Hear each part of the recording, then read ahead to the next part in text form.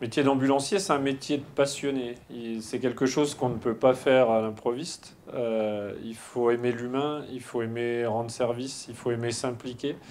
Si on vient faire le métier d'ambulancier et qu'on n'a pas la passion et l'amour de son prochain, il faut faire autre chose.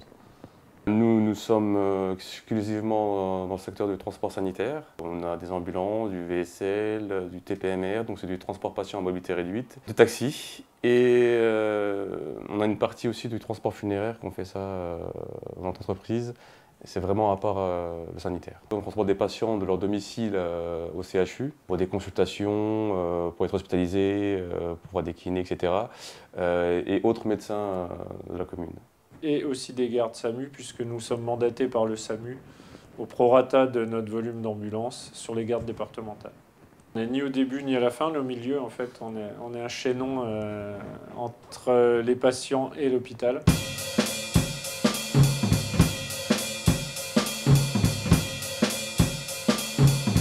Compliqué, oui et non. Il n'est pas compliqué dans le sens où il faut aimer conduire et les tâches demandées ne sont pas très techniques. Mais il est compliqué parce qu'elles peuvent aussi être techniques et il faut vraiment prendre soin des patients et aimer aussi rouler. Donc ça dépend de la perception des gens. Il y a quand même des astreintes dans le sens où, vous savez, il y a quand même des complications si on transporte des gens à leur domicile où il n'y a pas d'ascenseur, ils habitent au quatrième étage, ils, ont- ils- ils sont un peu corpulents et du coup, nous sommes deux dans l'ambulance. On a quand même du matériel, mais c'est quand même compliqué pour tout ce qui est logistique. Ensuite, contraignant, pardon, en soi, non, le métier n'est pas contraignant. Il peut être stressant, effectivement. Le rythme imposé change régulièrement. Vous pouvez faire une semaine de nuit, vous adaptez à la nuit, ensuite vous repassez 2 jours. Vous pouvez faire des gardes SAMU 2 jours, ensuite des transports classiques. On est confronté à la circulation, on est confronté au timing et au respect des horaires. Donc ça, c'est un côté qui peut être effectivement stressant. Quand on parle d'un ambulancier à une personne X, lambda, la première chose qu'ils nous disent, c'est que là, vous êtes ambulancier, c'est vous êtes sur la route, vous conduisez. Donc, ce qui est normal, on le voit sur la route, mais il y a la partie aussi, qu'on est dans les services avec les patients.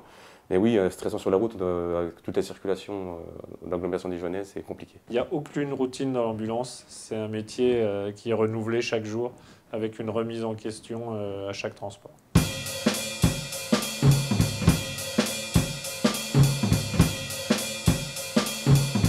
La problématique, c'est le gros manque de reconnaissance. Souvent, nous ne sommes pas reconnus. Les médecins convoquent les personnes. Si on a un peu de retard, c'est tout de suite de notre faute. On aimerait bien être reconnu un peu plus de ce côté-là. La circulation ne va pas en s'améliorant puisque ça s'est bien dégradé au niveau plan de circulation à Dijon, du fait de l'arrivée du tram, plus les voies de bus. Nous ne sommes pas prioritaires, donc c'est vraiment un gros problème pour nous.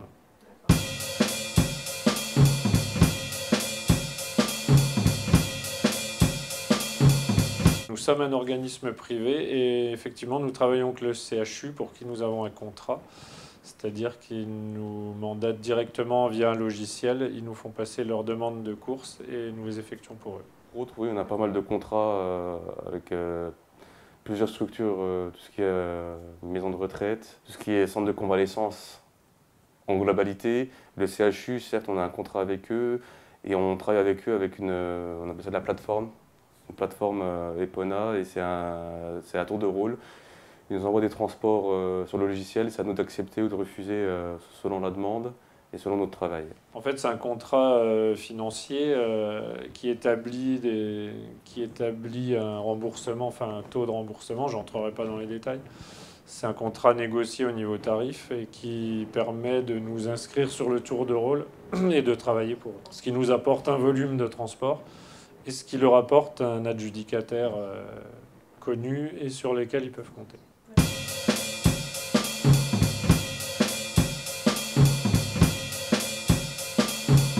Alors dans une ambulance, en règle générale, il y a un diplômé d'État et un auxiliaire ambulancier. Donc l'auxiliaire ambulancier, c'est une formation de 2 semaines où lui donc il doit conduire avec le patient en charge et doit s'occuper de tout ce qui est tâches administratives. Donc c'est une formation de 2 semaines alors que le diplômé d'État, c'est une formation de 6 mois. Ça fait 10 ans que je suis dans le milieu, je suis rentré, j'ai passé directement le diplômé d'État le DEA. C'est une formation qui dure 6 mois avec 8 modules à valider. Entre autres, le module d'urgence, l'ergonomie, tout ce qui est sécurité, et tout ce qui est je me rappelle, la conduite, tout ce qui est communication. Donc il y a 8 modules à valider. Et ce qui est bien, c'est que c'est un diplôme d'État qu'on peut travailler dans toute la France. Une réaction? Un témoignage? Commentez ce reportage sur dijonsanté.fr.